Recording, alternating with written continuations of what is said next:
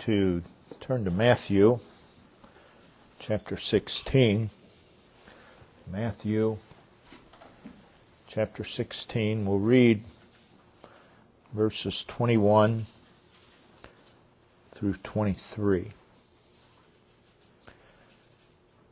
From that time forth began Jesus to show unto his disciples how that he must go into Jerusalem and suffer many things of the elders and chief priests and scribes, and be killed, and be raised again the third day.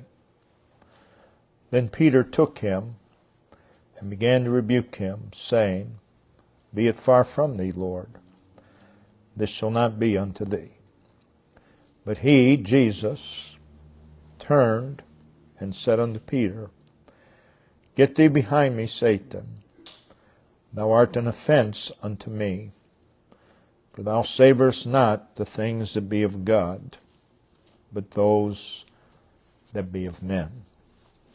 In verse 13, we see that Christ and the disciples are in the coasts of Caesarea Philippi. And it is here that he begins a discourse with them. And then coming to verse 21 of our text, we read, From that time forth began Jesus to show or to reveal unto his disciples how, that word's very important, how that he must go into Jerusalem and suffer and be killed and be raised again the third day. So Jesus begins the process of showing them that he would suffer, that he would die, and that he would rise again on the third day. Peter, in verse 22, upon hearing this, in a tone of rebuke, says to him, Be it far from thee, Lord. This shall not be unto thee. Peter is telling Christ, You are above such suffering, dying. Such degradation is beneath you.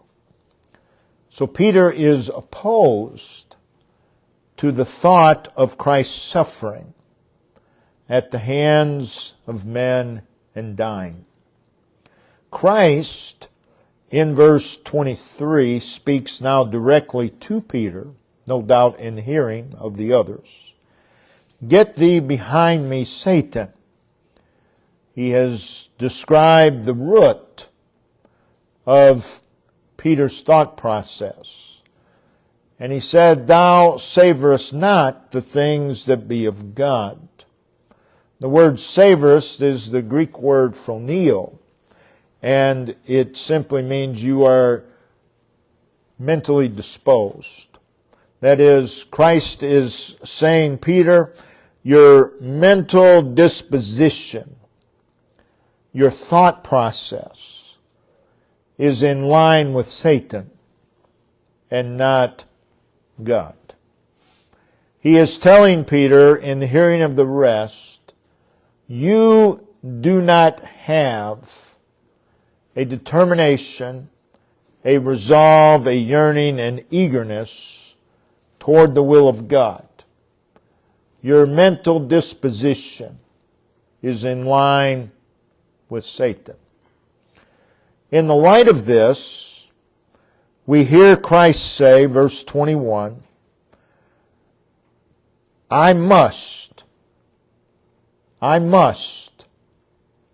go into Jerusalem.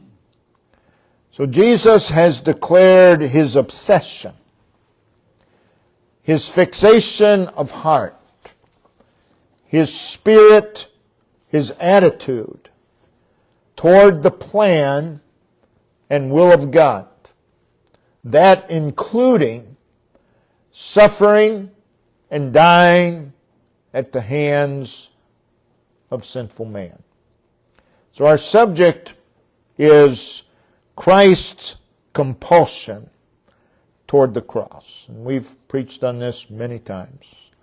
Christ's compulsion toward the cross. It is a truth that causes the religious world to cringe. But Christ's compulsion, His fixation of heart toward the cross, is a manifestation of His great love for His own. It is Christ voluntarily, willingly, for me, in my place. And we must beware of any teaching that diminishes the willingness of Christ to lay down His life for His own. So let's look first of all, throughout Christ's earthly ministry, His view of the cross. How Christ viewed the cross. We get an idea, we get a glimpse here in verse 21. So Christ, in the body of flesh that the Father prepared for Him, He was God. He was God. He was the God-man. Now we have to be careful that we do not view His manhood to the diminishing of Him as God. When you do that, you've taken His manhood too far. It in no way diminishes who He is as God. As God, Christ fully knew, fully understood, fully comprehended what was involved concerning the cross. Again, in our text, began Jesus to show unto His disciples how that He must suffer. It's not show unto His disciples that He must suffer, but how He must suffer. He knew what it involved. He knew the details. He's God. He knew the details. Christ fully comprehended the fact that He would be crucified upon a cross. Again, it's brought out in our text. He must go into Jerusalem and suffer and be killed and be raised again the third day. Now, in light of that, notice Matthew 20. Matthew chapter 20. Jesus is speaking. Verse 28.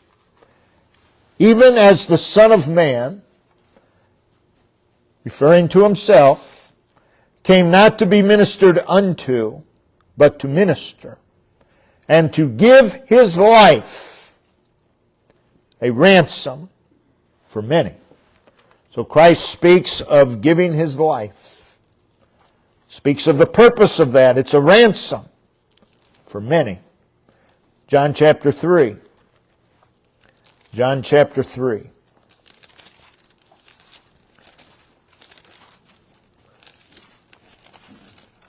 And verse 14. Jesus speaking.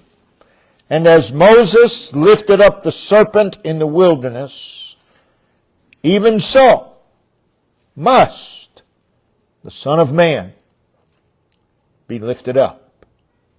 Absolutely necessary. And He knew all about it. John chapter 8. John 8, verse 28, Jesus said unto them, When ye have lifted up the Son of Man, then shall ye know that I am, and that I do nothing of myself, but as my Father hath taught me, I speak these things. When ye have lifted up the Son of Man. John chapter 10, verse 11. I am the good shepherd. The good shepherd giveth his life for the sheep. Verse 15. As the Father knoweth me, even so know I the Father, and I lay down my life for the sheep. Verse 17. Therefore doth my Father love me, because I lay down my life, that I might take it again. That referring to the resurrection. Verse 18. No man taketh it from me, but I lay it down of myself. I have power, or I have authority to lay it down. And I have power or authority to take it again. This commandment of laying down my life for the sheep have I received of my Father. So Christ understood about laying down his life. Christ fully comprehended the details of the cross. Again, in verse 21 of our text, if we go back there, Matthew 16, 21. From that time forth began Jesus to show unto his disciples how that he must go into Jerusalem and suffer many things. Many things. And this in the context of suffer. He knew everything about the many things. Is there anything that he did not know about the many things? He's God. He knew everything about the many things. Now from John 13 verse 18, if we turn there, John chapter 13 and verse 18, he's speaking to the 12, but he says, I speak not of you all. I know whom I have chosen, but that the scripture may be fulfilled, he that eateth bread with me hath lifted up his heel against me. So he knows all about Judas's betrayal. That betrayal would lead to his arrest, which would lead to his suffering at the hands of the elders and the chief priests and the scribes, and this would lead to his crucifixion. From John 16, verse 32, Behold, the hour cometh, yea, is now come, that ye shall be scattered, every man to his own, and ye shall leave me alone. And yet I am not alone, because the Father is with me. So he knew all about the fact that the apostles would scatter and leave him alone. From what transpired when they came to arrest Christ, notice in Matthew 26, again showing that Christ knew all about the cross, what it entailed. Matthew 26, begin reading with verse 50. Matthew 26, verse 50. And Jesus said unto him, Friend, wherefore art thou come? Then came they and laid hands on Jesus and took him. And behold, one of them which were with Jesus, stretched out his hand and drew his sword and struck a servant of the high priest and smote off his ear. Then said Jesus unto him, Put up again thy sword into his place, for all they that take the sword shall perish with the sword. Thinkest thou that I cannot now pray to my Father, and he shall presently give me more than 12 legion of angels? So what he's saying here is that I do not need your sword to defend me. If I wanted to, I don't, but if I wanted to, I could call 12 legion of angels. Verse 54. But how then, if I were to do that, how then shall the Scriptures be fulfilled? That thus it might be. The song, he could have called 12,000 angels, 10,000 angels. Yes, he could have, but he wasn't going to. Wasn't going to, nor did he have any temptation to do so. Because he states here, yes, I can do that, but I really can't, because if I did do that, then the Scriptures couldn't be fulfilled. And that's what he came to do. So he was aware of what the Scripture said concerning the crucifixion. This again is manifested when he was upon the cross. Notice in John 19. John 19 and verse 28. After this, Jesus, knowing, he's on the cross, that all things were now accomplished, that the Scripture might be fulfilled, saith, I thirst. Jesus knew what had to be accomplished. He knew what had been accomplished, and he knew what came next. I thirst. Again, he fully knew the all things of Matthew 16:21 regarding his suffering. Christ also comprehended the purpose of the crucifixion. We hear Jesus say again in Matthew 20, verse 28, Even as the Son of Man came not to be ministered unto, but to minister. And then notice, and to give his life a ransom for many. So Christ knew the purpose of the Old Testament offerings. He knew the purpose of the Old Testament offerings. And he knew that he was the fulfillment of the Old Testament offerings. He came as a ransom. What that means is, has an amount paid or demanded for the release of someone or something from captivity. He came to give his life a ransom. So what is the ransom price? His life.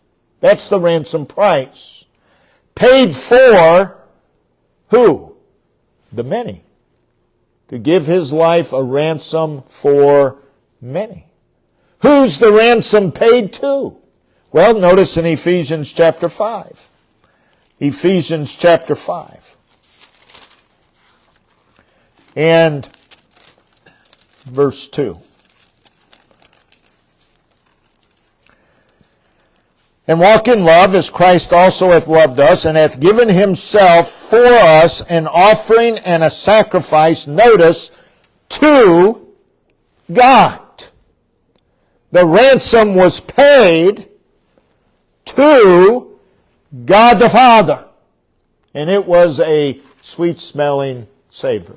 In other words, God is completely satisfied with the ransom. So Christ knew the purpose. He was to lay down his life a ransom. He also knew for whom he would be crucified. Matthew 20:28 again, Christ said, that He came to give His life a ransom for many. Now we have to ask, did He not know who the many were? He's God. Did He not know who the many were?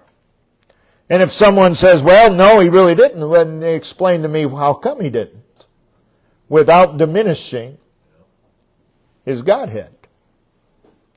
He knew. He declared again in John 10:11, I am the good shepherd. The good shepherd giveth his life for the sheep. In John 10:14, I am the good shepherd and know my sheep. Not only am I giving my life for my sheep, I know them. I know what they are. I know who they are. And am known of mine. John 10:15, as the Father knoweth me, even so know I the Father, and I lay down my life for the sheep. For the sheep.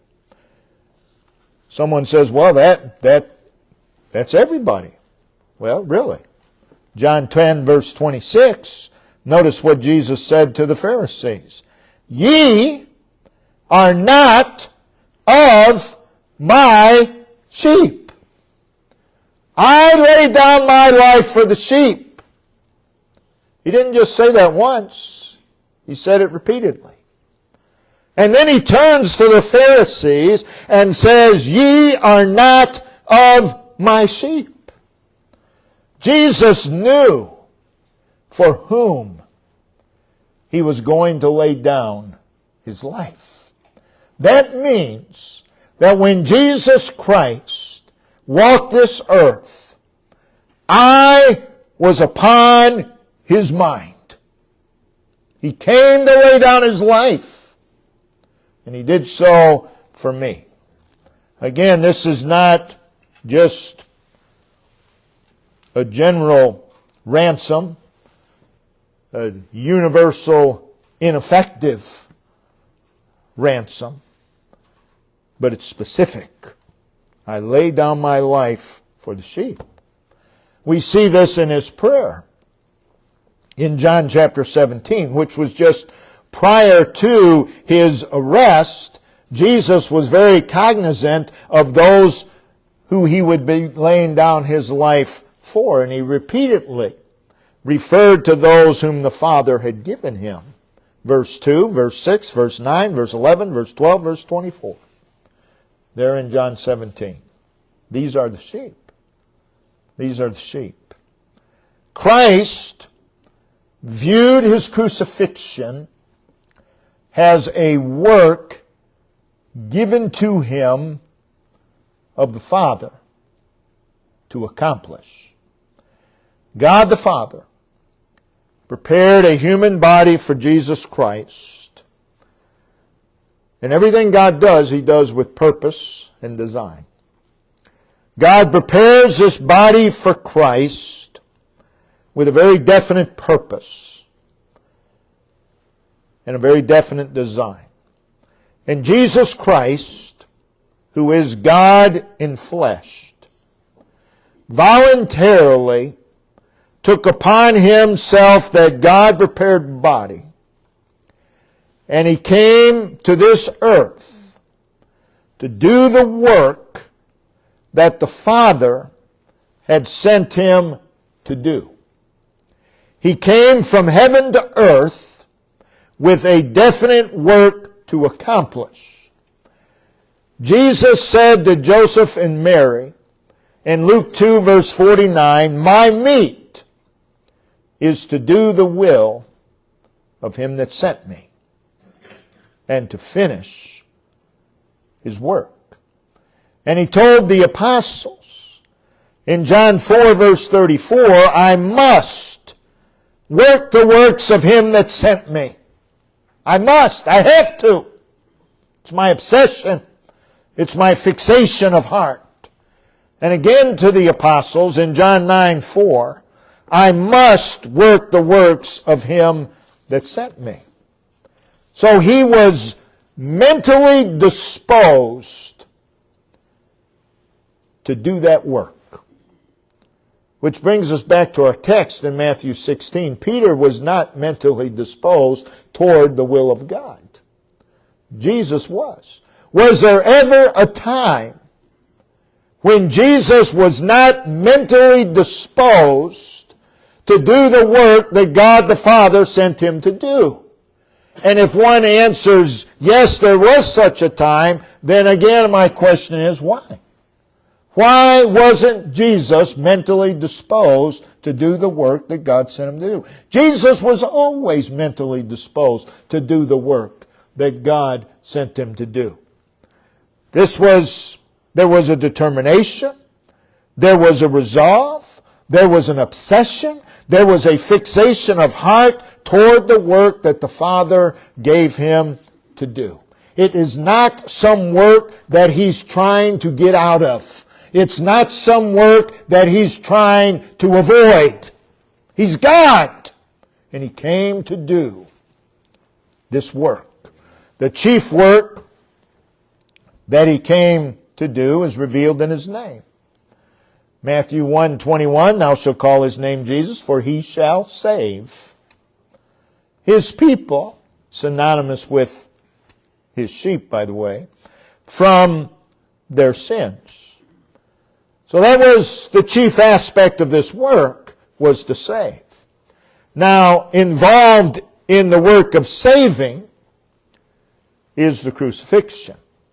There's no saving without it. And he referred to such in John 7, verse 30, in John 8, verse 20, in John 13, verse 1, as his hour. His hour. He's speaking of the crucifixion. We see they sought to kill Jesus on a couple of occasions. But no man could lay hands on him. Why? For his hour was not yet come. Jesus could not be killed before the cross. Satan did everything in his power in the Old Testament to prevent Christ from coming to this earth. And then once Christ was on this earth, Satan does everything in his power to prevent him from going to the cross. But no man could lay hands on him, for his hour was not yet come. But you come to John 13:1 and he says, my hour is come. John 17:1, my hour is come. He knew the purpose of the crucifixion. I want to say that Christ viewed the cross with eager anticipation. He did not view the cross out of dread. He viewed the cross with eager anticipation. He knows what the cross entailed. He fully knew the purpose, and he knew for whom he would be crucified. And he had an eager anticipation of the cross. So I believe that everything that we have heard Christ say thus far concerning the cross was said in a tone and attitude of eager anticipation. In John 13, verse 1, we read that Jesus knew that his hour was come. And though the apostles were filled with gloom and fear, it is obvious from what Jesus said to them in John 13 through 16, he wasn't. He wasn't in a state of gloom. He wasn't in a state of fear. He spoke in John 14 words of great encouragement to them. And when Jesus and the apostles went out of that upper room, notice in John 14, they leave the upper room. John 14, verse 31. But that the world may know that I love the Father, and as the Father gave me commandment, even so I do. Arise, let us go hence. Did he not know? what the hence was? Oh, he sure did. He knew everything about it. I love the Father, and as the Father gave me commandment, even so I do. The Father gave me commandment, even so I do. Arise, let us go. Hence. And then he speaks John 15 and 16 outside of that upper room. He knew what the commandment involved. And he says, arise, let us go hence. He was fully aware of what was involved in the hence. And in John 15, 16, he continues to speak words of encouragement to them. And then we come to John 17, 1, and it says, he lifted up his eyes to heaven and said, Father, the hour has come. Did he speak that with a tone of dread? Did he speak that with a tone of fear? No, read the rest of the chapter. There's no dread there. There's no fear. He speaks in anticipation. Father, the hour has come. Up to this point, we do not see that Christ ever dreaded the cross. Never. I was on his mind, and he looked forward to going to the cross for me. Never was it a point of dread. We have not seen any fear. We have not seen any panic. Now, much of so-called Christianity view and portray the cross as some sort of tragedy. Think about that. A tragedy is a disaster. A tragedy is a calamity.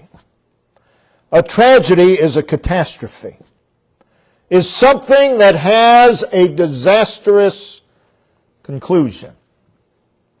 To view the cross as a tragedy is pure ignorance and very erroneous. Again, Father, the hour has come. That's what he says in John 17:1. But then he goes on to say, glorify thy Son. Glorify the Son, that thy Son also may glorify thee. What's on his heart and mind? To glorify the Father. And he never viewed that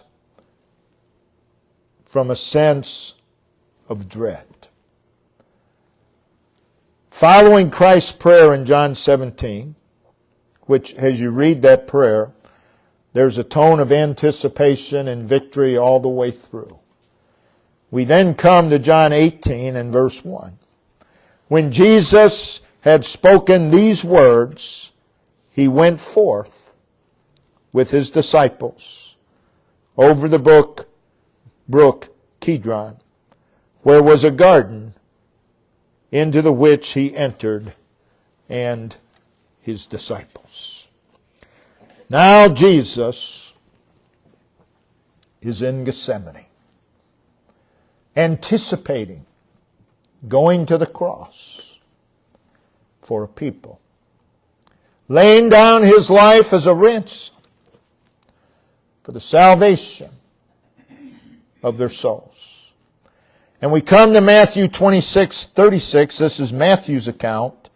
Then cometh Jesus with them, that would be the 11, Judas has already gone out, unto a place called Gethsemane.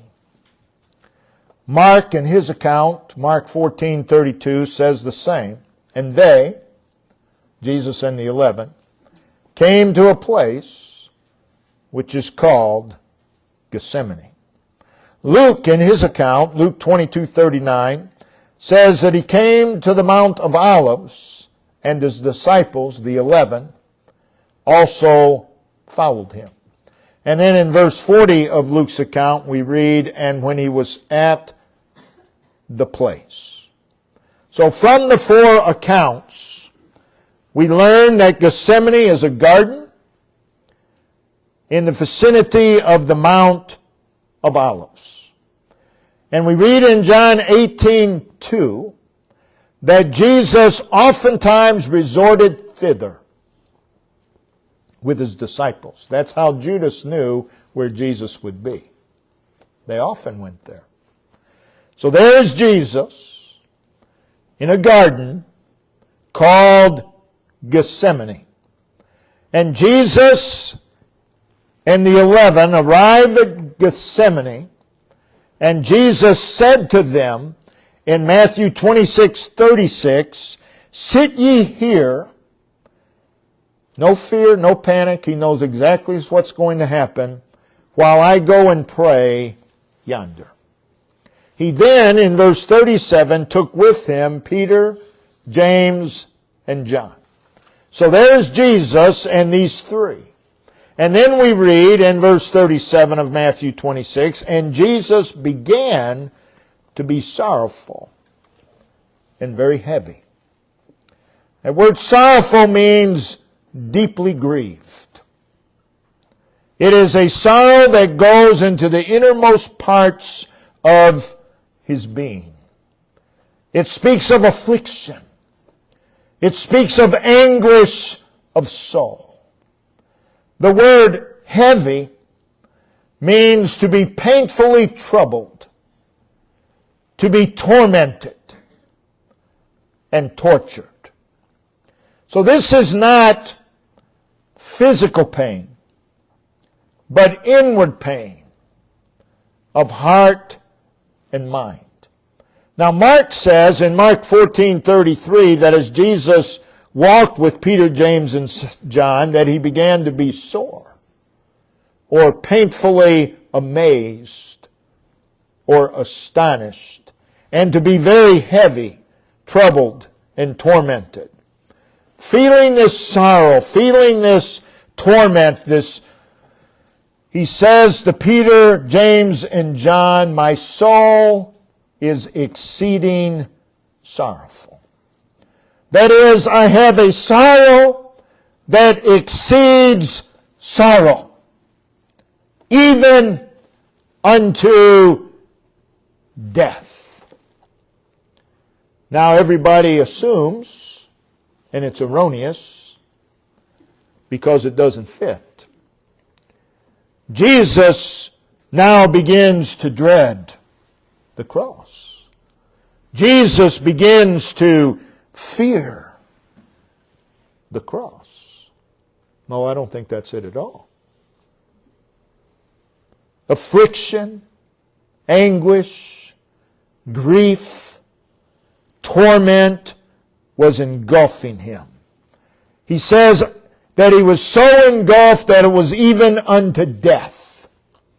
So the sorrows, the anguish, the affliction, the torment, the torture that he was now feeling was so great that he was at the point where he could die, where he could physically die.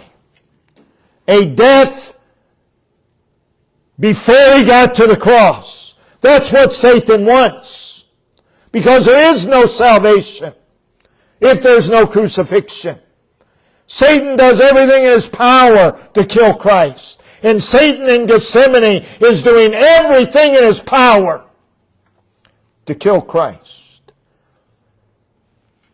And I am on the heart and mind of Jesus Christ. And Jesus Christ is intent upon going to the cross to pay my sin debt. And what was going on within him was so fierce, was so great, was so profound, was so wrenching that he was nigh able to stand under its onslaught. He's under satanic attack to the point of dying physically. It is Satan's attempt to prevent him from going to the cross for our redemption. It is while in this agony that he instructs Peter, James, and John, "Tarry ye here and watch with me." And then we read in verse 39, he went a little further. and fell on his face and prayed. And in Mark 14:35, he fell on the ground and prayed. And Luke records, and he kneeled down and prayed. So we see him there. He's under the onslaught of Satan. And he has on his heart and mind the cross. And he has me on his heart and mind, intent upon going to the cross to pay my sin debt and to purchase my redemption, to give his life a ransom. And Satan is trying to kill him. That's what's going on in Gethsemane. And he's so engulfed in this. And he's all alone in this agony. No one else can feel the agony that he's feeling. And he prays. Matthew 26:39 records his prayer. If it be possible, let this cup pass from me. And people will say, Jesus was praying, Lord, if there's any way that I can get out of going to the cross, let this pass from me. Do you really think that's what Jesus was praying? He came to do the Father's will. He knew what that cross involved. He knew that he came to give his life a ransom for many. And you mean to tell me that now he's praying, Lord, if there's any way I can get out of this? That's not what he's praying. That's not what he's praying. It doesn't fit. Mark says in Mark 14:36, take away this cup. This cup. Every time he prays, it's this cup. It's what he's experiencing right then and there. Did Jesus ever pray a prayer that was not answered? There's only one prayer that God doesn't answer. And that's the one that's not according to his will. So if Jesus ever prayed a prayer that God did not answer, then Jesus prayed out of the Father's will, and therefore he would cease to be God. And the whole plan of salvation is not. Jesus is not praying to avoid the cross. He says, Lord, let this cup, Luke 22:42, remove this cup from me. And he prays it 3 times. And then we read in Luke 22:43, and there appeared an angel. This is an answer to his prayer, by the way. Unto him from heaven, strengthening him physically. And Luke also tells us in Luke 22:44 that he prayed being in agony, in intense pain of mind, a struggle for his physical life. The Greek word for agony is agonia. It means to combat unto death. And that's what's going on here. Jesus is in a combat unto death because Satan is trying to kill him in Gethsemane.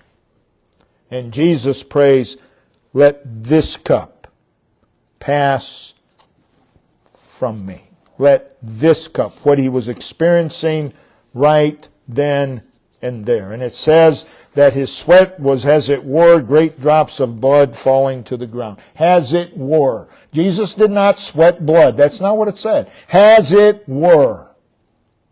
As it were.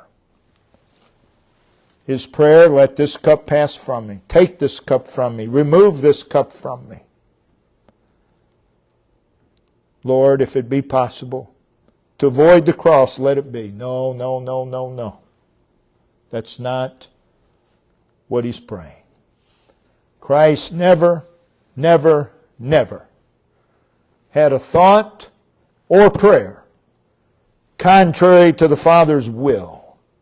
And it was the Father's will that he go to the cross for me, and Christ had a compulsion to do so. He's not looking to avoid the cross. He's looking to go to the cross. And let this cup, he's about to die in Gethsemane, pass from me. Then we read In Luke 22:45, and when he rose up from prayer, there it is, that's victory. When he rose up from prayer, nigh unto death, but he rose up from prayer. This is victory. The cup, Satan attempting to take his life before the cross, has been taken from him. He's won the victory in Gethsemane. And he won that victory for me.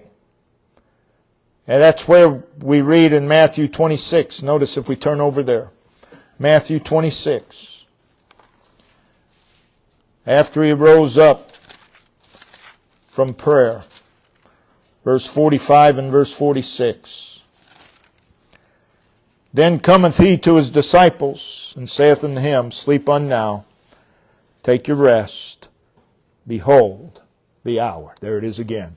The hour is at hand. And the Son of Man is betrayed into the hands of sinners. Judas was on his way. He knew that. Rise, let us be going. Hurry up, get up. We've got to escape. He's on his way. No. Judas is on his way. Rise, let us be going. Behold, he is at hand that doth betray me. And I believe those words were spoken with great calm and peace and anticipation. The cup has passed from him. The cup of Gethsemane. And that was for me. And Jesus voluntarily, willingly submitted himself to arrest, which ultimately would lead to the death of the cross for me. So as I view Christ's compulsion to go to the cross, what we see is his love for us.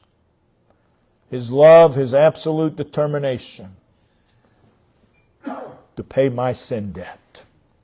Jesus never looked to avoid paying my sin debt. I was always on his mind. And he looked forward to paying that debt. Such ought to have life-impacting influence and sway in the way that we live our lives. It ought to govern, it ought to transform everything about us.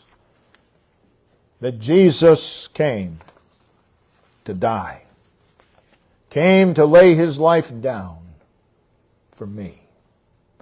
And in spite of all the demonic forces that tried to kill him, he was victorious. And he went to the cross and he laid down his life just as the Father sent him to do. Brother Ben, if you come and lead us in a verse of